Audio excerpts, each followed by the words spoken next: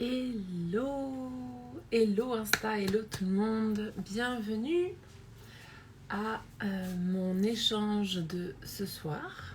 Je vais attendre de voir qu'il y ait des personnes qui se connectent, notamment Aura, notre invité, mon Dieu les cheveux, notre invité du jour. Coucou Pierre-Antoine, je vais essayer je vais en profiter pour vous dire bonjour au fur et à mesure que vous arrivez et je vous dis également que n'ayez crainte, je vous vois quand vous arrivez, donc si j'ai pas le temps de vous faire un petit coucou, enfin si je peux pas le dire, ne vous en faites pas, je vous vois. Voilà, donc je vois qu'il y a Aura qui vient de se connecter. Je vais attendre qu'elle fasse la demande pour venir partager le live d'aujourd'hui. Hi.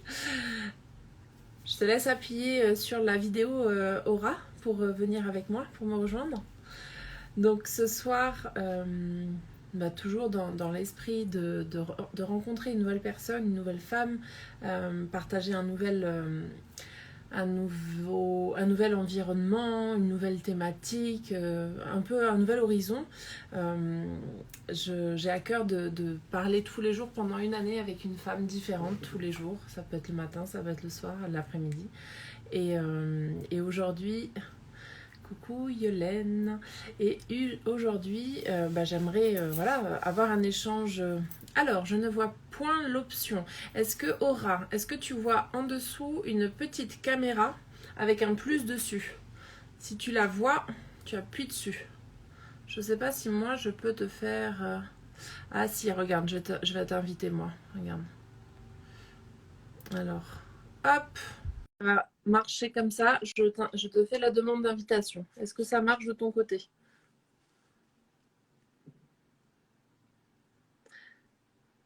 Les aléas du direct. Est-ce que, Aura, tu as vu passer mon invitation? Je ne vois pas. Ok, je réessaye. Allez. Pas de demande de participation. Euh, Suggestion. On va aller chercher Aura.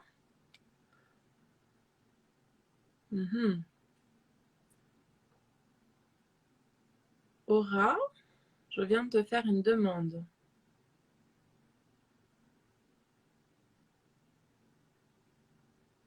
Est-ce que tu vois ma demande, Aura? Non, toujours pas. C'est très intéressant. Ah, Traveling ne peut pas participer. Comment ça se fait? Ça, c'est une... Ça, c'est très embêtant. Je ne sais point comment faire. Aura, il n'y a aucune façon... tu vois pas la petite caméra, si tu cliques dessus, tu n'arrives pas. Alors, Aura, au pire, essaye de te déconnecter et de te reconnecter au live. Peut-être que tu vas avoir apparaître un message t'invitant à participer, une demande d'invitation. C'est un moment de solitude que je suis en train de vivre. Ayez pitié de moi. Ne me laissez pas toute seule. Envoyez-moi des petits cœurs. Faites-moi des signes pour me donner vos good vibes. C'est très très embêtant de vivre ça quand on n'a pas l'habitude. Merci, je vois des petits cœurs arriver. Je ne vois pas de caméra, je vais peut-être passer sur le téléphone. Ah, effectivement, si tu es sur l'ordinateur, je te confirme, sur l'ordinateur, il n'y a pas l'option de faire de live. Voilà, voilà. Donc, Aura, rejoins-nous. Tu vois, j'ai chaud, j'enlève mon pull parce que d'un coup, il y a la chaleur qui monte. Effectivement, donc, petite précision pour les lives. Merci, ça a fonctionné avec l'application. J'ai remarqué que les lives ne peuvent se faire que sur le téléphone. Donc, confirmez-moi ça dans les personnes qui sont en direct si vous avez déjà eu ce même problème. Mais moi, j'ai remarqué que ce n'est uniquement que sur le téléphone. Ah, d'accord, j'arrive. Ok, fais vite, Aura, fais vite. Pas de souci. Elle nous dit désolée. Il n'y a pas de souci. Je pense que je le préciserai la prochaine fois pour les personnes qui vont passer pour les prochaines fois parce qu'effectivement, c'est embêtant. Voilà. Mais c'est pas grave, ça me laisse l'occasion de vous parler. Et ben tiens, je vais vous partager d'où je viens à l'instant. Je viens de rentrer chez moi. J'ai été faire un atelier méditation. C'était la première fois que je participais à un atelier méditation et que je faisais une méditation moi-même. C'était une expérience très intéressante. Je ne vais pas vous mentir, mon mental était bien présent ce soir. Et alors, par moments, il lâchait un peu prise, mais il était quand même là. C'est pas si évident que ça de méditer. Et pourtant, nous étions guidés par Elodie Mazza, qui est médium ici en Suisse, qui a beaucoup de... Enfin, j'ai pas de point de comparaison puisque je n'ai pas pu comparer avec quelqu'un d'autre, mais je la trouve assez, assez sympa, assez dans la guidance. Donc voilà. Et donc, et néanmoins, je reviens, je suis assez zen. Voilà, j'ai fait 1 heure. Bon, je pense que la méditation a duré peut-être une demi-heure, mais c'était très intéressant comme expérience. Voilà. Donc, Aura, comment ça se passe? Yes, tu es là, tu arrives.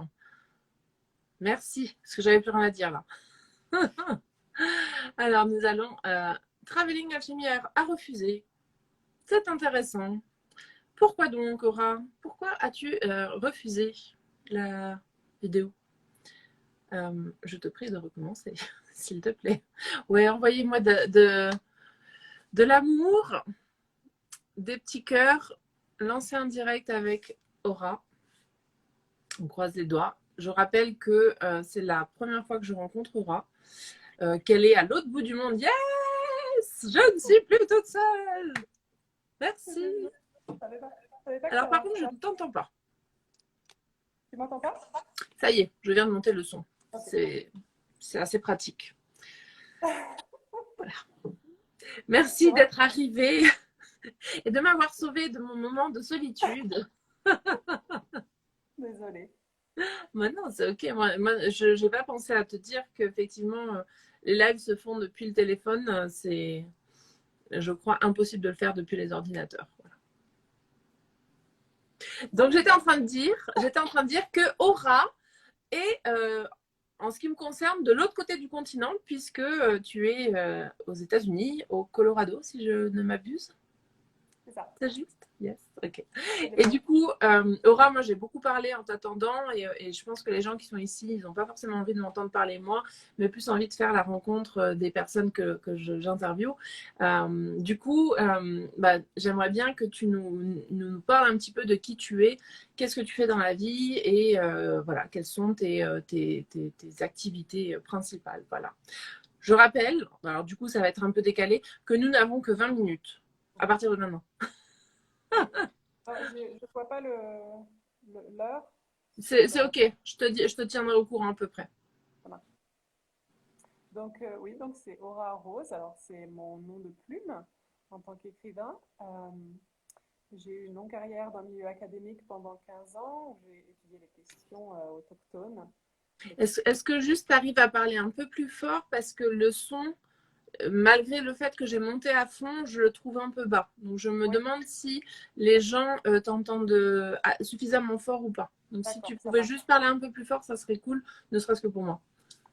Est-ce que ça suffit ou Ouais, là c'est bien. Ok, C'est mieux. d'accord. Donc oui, je disais que j'avais fait une carrière académique au départ avec je me suis concentrée sur les questions des Indiens aux États-Unis, en particulier le droit.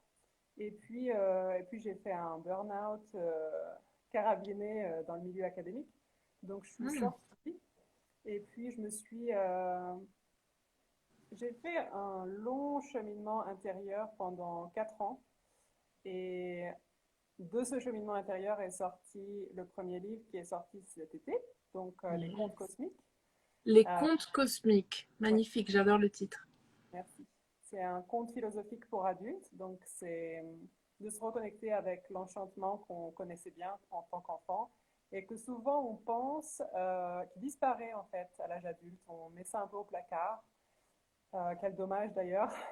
Et donc, moi, je cherchais un peu à me reconnecter avec tout ça et je trouvais que j'avais que des options qui étaient faites pour les enfants. Donc, Ouais. voilà, j'en ai écrit un qui soit adapté à notre niveau de développement, quoi, parce que finalement, en tant qu'adulte, on continue de se développer et puis autant qu'on ait des ressources enchanteresses, mais adaptées à notre niveau de développement, donc, pour pouvoir explorer la vie. Yes, magnifique. Et donc, je viens de mettre mon micro. Je ne sais pas si vous m'entendez mieux ou si ça change quelque chose à la qualité du son, mais je me suis aperçue que je ne l'avais pas mis, donc je viens de le faire. Euh, ok, j'entends que tu parles très bien français et tu vis aux États-Unis, donc je me doute que tu n'es pas américaine, ou en tout cas j'en ai la sensation. Dis-nous tout, quelles sont tes origines et comment ça se fait que tu as atterri là-bas en fait? Alors, oui, je suis française de France, dans le sens où je me considère d'un peu partout parce que je suis née à Limoges, mais ensuite j'ai grandi dans la région tourangelle et je me sens plus à la maison à Limoges, même si j'ai passé 23 ans en Touraine. Euh, et en fait, je suis partie aux États-Unis une première fois. J'ai atterri à Pittsburgh et puis j'ai passé 4 mois là-bas. Et ensuite, en rentrant en France, eh ben, je me suis dit que j'avais envie de repartir en fait. Donc l'année d'après, je suis repartie. Yes. Et puis je suis venue à Boulder, au Colorado, au pied des Rocheuses, pour enseigner le français pendant un an. Et puis après, Enseigner le français? ouais, Ok. c'était un accord avec. J'étais en fac d'anglais, donc j'avais terminé mes études et puis je pouvais faire ce. J'avais passé le CAPES d'anglais pour devenir prof d'anglais, j'avais réussi. Euh, et du coup, on pouvait faire une année de. On pouvait retarder d'une année le début de notre contrat pour affiner notre anglais. Sauf que quand je suis arrivée ici, je suis tombée amoureuse Ah, du toit. magnifique.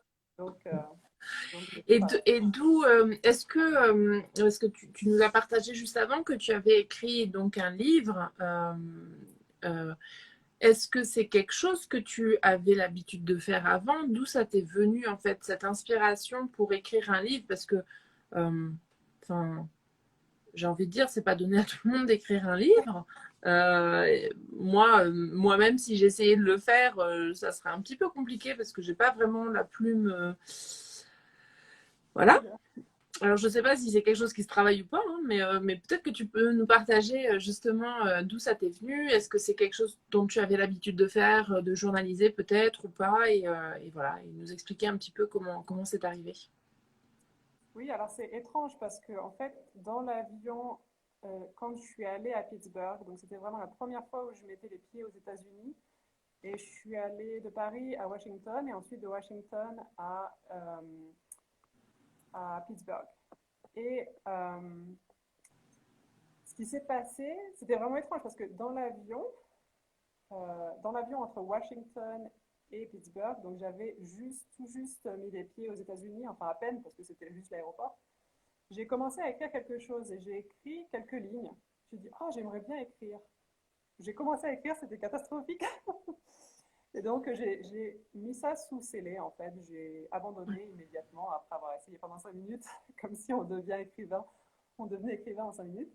Euh, et pendant Dommage. longtemps, en fait, ça a été un rêve enfoui. Et puis, je m'en suis pas trop inquiétée. Enfin, je n'ai pas trop réfléchi.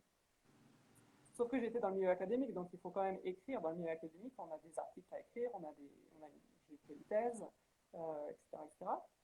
Et puis quand même, sur la fin de la thèse, ça commençait à me tarauder. Il fallait que j'écrive quelque chose de créatif. Et puis, j'essayais d'écrire, et puis il n'y avait rien qui sortait. Et puis, enfin, ça sortait, mais il y avait 20 pages par-ci, 20 pages par-là. Et donc, du coup, ça s'est accumulé. Donc, j'avais 70 livres que j'avais commencé à écrire, et puis ça n'allait nulle part. Alors, ça me rendait folle. Et puis, j'ai dit, je vais jamais y arriver, quoi. Je vais jamais réussir à sortir un livre, un vrai livre, un livre plein, quoi. Et puis, entre-temps, bon, j'ai continué en parallèle du burn-out. En fait, il y a eu toute une exploration spirituelle assez profonde qui va continuer, je pense, Je me jusqu'à permets de maintenant. te redemander de parler un peu plus fort parce que je te perds par moment. Ouais. Euh, donc, il n'y a rien qui arrivait. Je lisais les livres, en fait, ils n'arrivaient pas.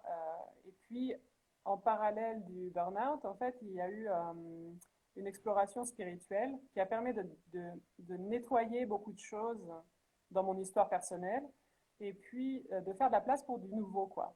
Ok. Et puis bon, pour faire court, en fait, un livre est sorti un jour comme ça, sans prévenir. Il a commencé à arriver et puis j'ai compris qu'il y avait quelque chose qui voulait vraiment sortir. J'ai compris qu'il y avait un livre qui allait sortir. Euh, et puis en effet, il est sorti en 5 semaines. Waouh. Waouh.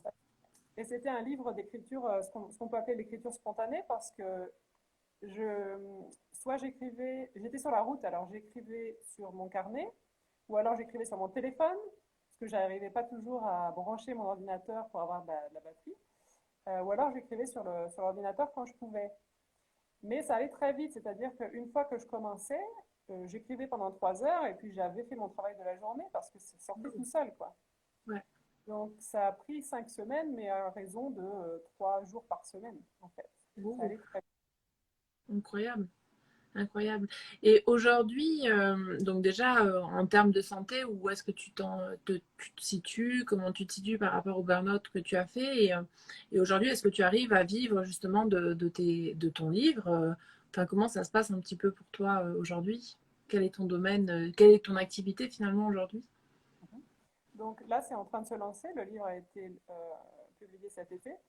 Ouais. Donc, c'est pas encore une source de revenus stable.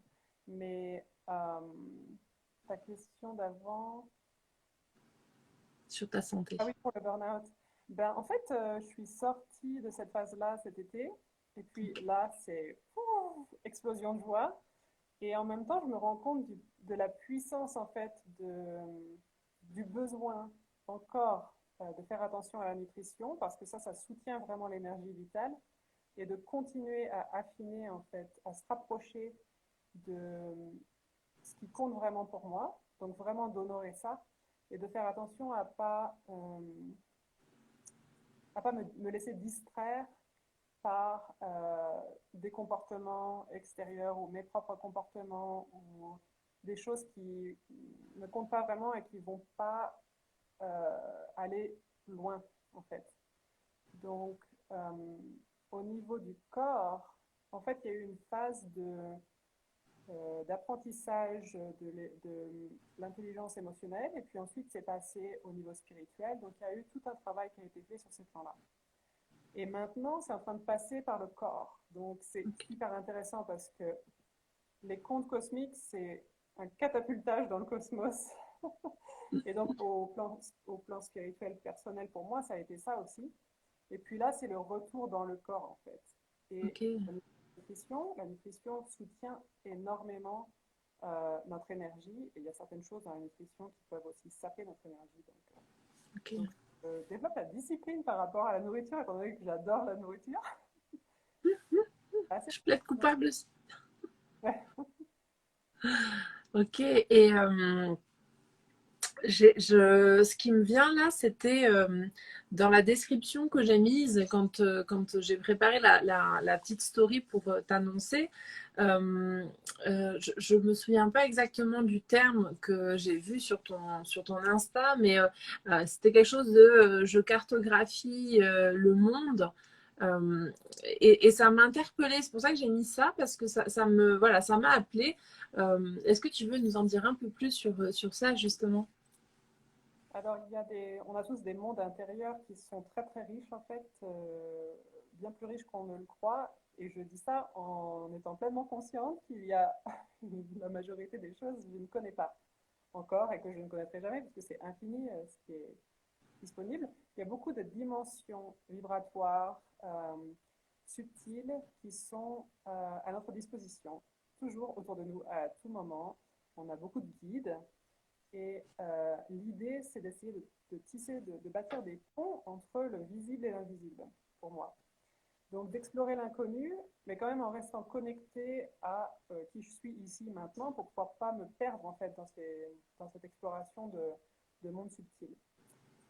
Mais sur le chemin de retour à soi, on peut aussi, bon, moi je me suis découvert des dons de médium, des dons de soins à travers le toucher, à travers l'émotionnel, à travers l'énergétique, euh, dont je n'avais absolument aucune idée.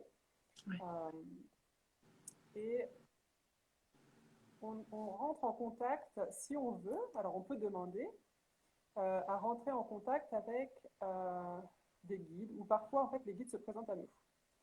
Ok. Donc les contes cosmiques, en fait, la raison pour laquelle ce livre a émergé ou est descendu aussi vite, en fait, c'est parce que j'ai canalisé le livre, en fait. Je ne l'ai pas Mm. réfléchi, je n'ai pas Ouais. cherché à créer une histoire avec mon cerveau, comme je l'avais si bien fait avant. Enfin, si bien, je ne sais pas, mais c'est très, très mental. Et donc, c'était plutôt un travail de channel, en fait, comme on dit souvent, Ouais.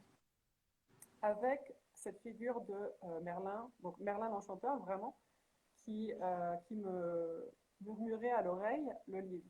Donc, je découvrais le livre à mesure que je l'écrivais. Je ne savais absolument pas ce qui allait sortir dans la phrase. Merveilleux. Donc, j'étais la première lectrice de mon livre. C'était un privilège Incroyable. incroyable. Incroyable comme expérience. Et à la fois l'écrire et à la fois être la première lectrice de ce que tu écris, c'est merveilleux. Est-ce que c'est quelque chose que tu avais déjà vécu auparavant ou pas du tout? J'avais vécu des messages courts auparavant, mais j'avais jamais vécu quelque chose comme ça sur un projet. Je savais que ça existait parce que il y a plein de gens hein, enfin, moi je pense à Tosha Silver qui a écrit beaucoup là-dessus. Il y a des projets qui se promènent dans le cosmos et puis qui attendent de voir si un humain est intéressé de le faire atterrir sur Terre. Voilà. Et on peut dire oui, moi ou non. Ok. Et ça, c'est sa façon à elle de décrire, Tosha Silver. Et donc, c'est marrant parce que des fois, en fait, les gens se retrouvent dans des situations où on leur propose un projet de là-haut et ils le refusent. Et puis, quelqu'un d'autre attrape le projet et publie le livre, genre un an et demi plus tard. Donc, ils se disent, mais c'était exactement le projet. Et j'avais fait cette expérience-là. J'avais vécu ça dans le milieu académique. Ok. Il y avait toujours, oh, je veux écrire là-dessus. Et puis, quelqu'un d'autre avait écrit dessus. Oh, je veux écrire là-dessus. Puis, quelqu'un d'autre avait écrit dessus. Donc, bah, finalement, on se décale, en fait. On va chercher la zone, en fait, où il n'y a rien eu d'écrit. Parce que sinon, en fait, on refait la même chose. Ouais. Et ça avait été jamais, ça n'était jamais arrivé sur enfin, à cette échelle, on va dire. Et comment tu as, moi ça m'intéresse, comment est-ce que tu as atterri dans ce monde-là finalement d'un petit peu l'invisible? Moi je t'avoue que c'est quelque chose que je connais très mal, mais qui m'attire, qui m'intéresse, qui m'interpelle. Euh, je sais pas, aujourd'hui, j'ai la sensation en ce qui me concerne que c'est par le biais de toutes les rencontres que je vais faire sur une année que je vais découvrir plein de nouvelles choses que je ne connais pas encore aujourd'hui. Et c'est ça qui me pousse aussi à faire ce challenge, c'est que ça m'enrichit énormément personnellement. Et justement, j'aimerais bien comprendre comment les gens ils s'initient à tout ça, en fait, parce que c'est pas des choses qu'on parle ouvertement à n'importe qui, en dehors de quand on fait un live en direct. Mais Ouais. comment est-ce que justement, toi, tu as mis un pied là-dedans, en fait? Mhm. Aucune idée. Aucune idée. Moi, j'étais très, très rationnelle. J'étais dans le milieu académique, bien coincée. J'avais deux, trois points de repère par rapport aux questions métaphysiques depuis que j'étais en France, c'est vrai, mais j'avais jamais poursuivi ça, en fait. Mm. Euh, Maintenant, je me rends compte qu'on peut faire une recherche vraiment scientifique, en fait, dans notre spiritualité. Donc ça, c'est vraiment intéressant parce que ça fait peur à beaucoup de gens, en fait, toutes ces questions-là. Donc, quand vous expliquez que, en fait, c'est un processus d'expérimentation scientifique, on va voir un certain plan de nous-mêmes et on peut le mettre au test, quoi. Il Ouais. y a des choses qu'on peut refuser, il y a des choses qu'on peut accepter. Euh, Après, moi, j'ai commencé à avoir des messages, en fait. J'ai commencé à vivre des choses dans mon corps qui n'étaient vraiment pas, auxquelles je ne m'attendais pas. C'est-à-dire Mm. que j'allais passer dans un état alternatif avec des choses où vous vous dites en fait c'est pas possible. Par exemple, je mangeais de la viande, et puis dans la viande aux États-Unis, c'est l'enfer. Ils mettent des substances incroyables dans la viande qui sont pas bonnes pour votre santé. Et Ok. pourtant, ça m'a donné accès à une autre dimension en fait. Ça m'a donné accès à des dons. Ça m'a fait me rendre compte que j'avais certains dons. Donc en fait, c'est vraiment des expériences inattendus, qu'on qualifierait souvent de illégitimes, qu'on ne peut pas vraiment faire confiance, c'est-à-dire si on met des aliments qui ne sont pas bons, en fait, par exemple des pesticides dans les légumes, ça ne peut pas donner lieu à une expérience spirituelle puissante. Bah, si, tout en fait. Euh, j'ai eu une apparition de la Vierge Marie dans les montagnes alors que je faisais du camping toute seule un soir et que je mangeais mon dîner. J'ai fermé les paupières, elle était derrière mes paupières et puis j'ai eu une conversation avec elle. Enfin, c'était une vibration différente. C'est-à-dire qu'elle, elle est sur la vibration de la sérénité, la paix intérieure. Et donc, vous ne vous sentez pas du tout pareil que d'habitude. Puis Ok. après, c'est les soins aussi. Les soins qu'on reçoit. Puis, d'une expérience à l'autre, ça commence à se préciser. Mais je crois qu'il faut vraiment suivre ce qui t'appelle, en fait. Ouais. Tu vas avec des gens. Toi, tu vas avoir une transformation incroyable cette année parce que ça fait beaucoup de monde. Ouais, non, et puis je me réjouis parce que déjà, je vois en une semaine la richesse que j'obtiens de par ces échanges, même s'ils durent 20 minutes et que c'est pas long, 20 minutes. Il y a déjà quand même beaucoup de richesse dans ce que vous me donnez, donc je vous remercie.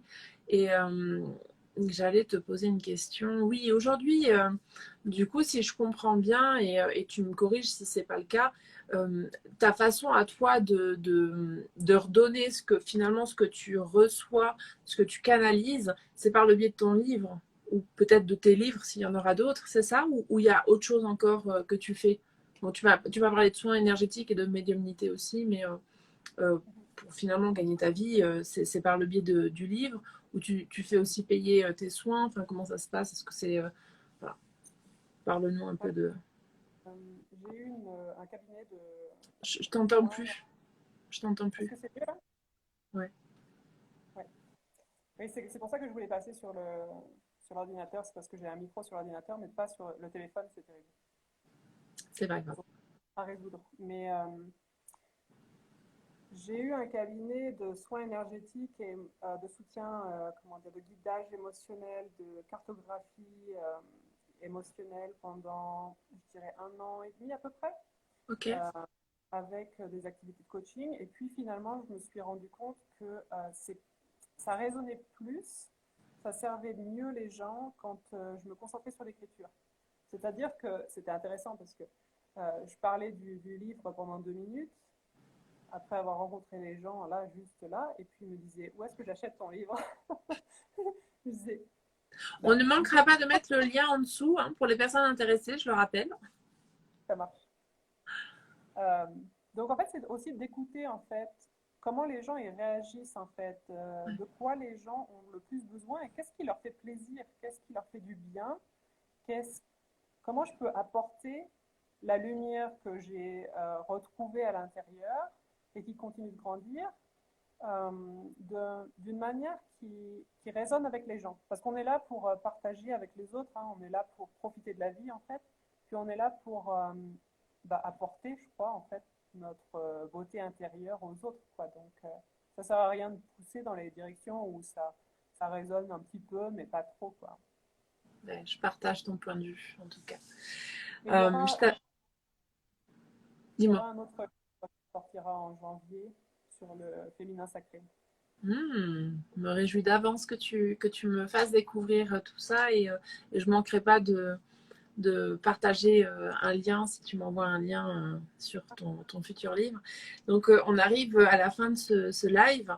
Euh, pour la fin de ce live, j'aime bien vous demander de me citer, si vous êtes OK, 3 personnes qui vous ont inspiré dans votre cheminement, que ce soit personnel ou professionnel, de manière à ce qu'on puisse partager encore plus le nom de personnes inspirantes, en fait. Oui, alors j'ai réfléchi pendant 4 jours à cette question parce que j'ai suivi tes autres lives forcément. Et Oui, du donc, coup, alors, tu as spoilé, en fait, parce que je le dis à personne. du coup, je me suis dit, mais comment je peux répondre à cette question? Parce que c'est vrai que c'est difficile de choisir. Ouais. Enfin, moi, je considère que toutes les personnes qui sont arrivées sur mon chemin, en fait, elles ont servi à quelque chose. Même la Ouais, mais personne c'est que je pour ça crois. que j'en demande que 3 parce que sinon on peut y passer la nuit. Donc, Bah, la première, c'est ma sœur. Je pense que là, il n'y a pas trop d'hésitation. Elle est bien plus sage que moi. Elle m'inspire de sa force intérieure, en fait. Donc, ma sœur. Euh, je dirais ma grand-mère paternelle pour une raison bien spécifique, qui est sa capacité au renouvellement. Alors, Hmm. elle est décédée au mois de septembre, mais elle a eu des, des défis de vie incroyables. Elle a toujours su se renouveler vraiment comme une plante, quoi, une nouvelle pousse. Hmm. Intéressant. Et puis ensuite, la troisième, là, je pense qu'il y aurait beaucoup de monde, mais je vais dire mon amie Angela, parce que elle m'a donné un modèle de retour au niveau de la nutrition, au niveau de l'herboristerie, de revenir un petit peu à ce côté, un petit peu remède de grand-mère, de revenir au corps, à la terre, la féminité dans ce sens-là. Et moi, je suis plutôt quelqu'un de céleste, donc je trouve que ça fait du bien d'avoir ça dans sa vie. Eh ben, super. Je te remercie en tout cas pour ces trois beaux partages. Euh, nous arrivons à l'échéance de ce que j'avais prévu pour ce live, à savoir 20 minutes après les 10 minutes de solo que j'ai faites à cause des problèmes de connexion. Mais je te remercie énormément et infiniment, Aura, de ton partage du jour, de nous raconter un petit peu ton vécu et comment tu as réussi à, je vais me permettre de le dire, pondre un livre en 5 semaines. Tu m'excuseras l'expression, mais je trouve ça incroyable d'écrire un livre en fait en si peu de temps en fait. Donc moi, pour moi, ça reste quelque chose de l'extraordinaire. Donc voilà, merci pour ton partage. N'hésite pas à venir mettre le lien de où c'est qu'on peut trouver ton livre, parce que pourquoi pas, peut-être que ça peut m'intéresser moi aussi. Donc je vais aller regarder tout ça de près. Et je te remercie pour ce bel échange. Je me réjouis de voir la continuité voilà, de ton deuxième livre qui va arriver tout bientôt sur le féminin sacré. Et voilà. Et mille merci aux personnes qui nous ont regardés en live, aux personnes qui nous regarderont en replay. Merci pour vos petits cœurs, merci pour les coucous. Voilà. Pour Merci à ma... toi. Mais oui, mais je t'en prie. Merci. Et j'allais dire, bah, pour ma part, je vous retrouve demain, quoi, comme d'hab, pendant un an. Hein. Merci beaucoup, belle soirée. Enfin, bonne journée à toi plutôt, puisque toi, c'est le matin, c'est juste. Ouais, après-midi. Mais merci beaucoup. Ciao.